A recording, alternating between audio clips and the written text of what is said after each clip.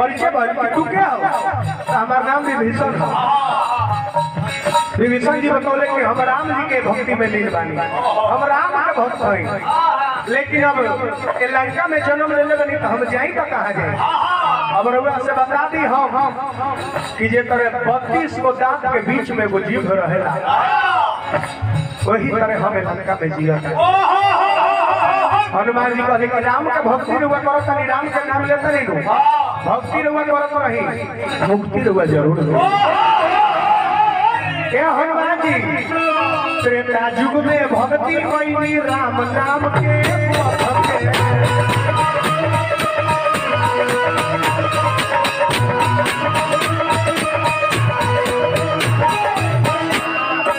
त्रेता युग में भक्ति कोई राम नाम के मत के और द्वापर में रउआ बैठल रही अर्जुन जी के रथ में।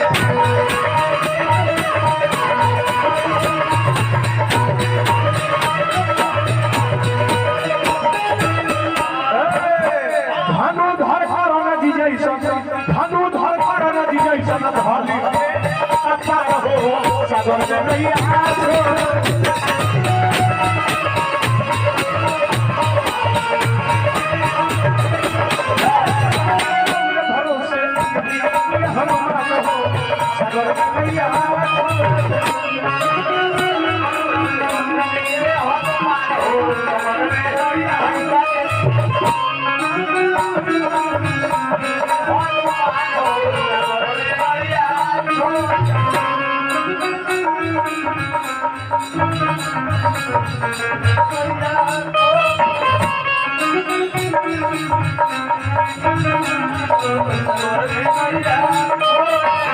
पुरस्कार मनोज शर्मा जी की ओर से संसार के धरती से उपस्थित बड़ी भैया के बार बार प्रणाम करो।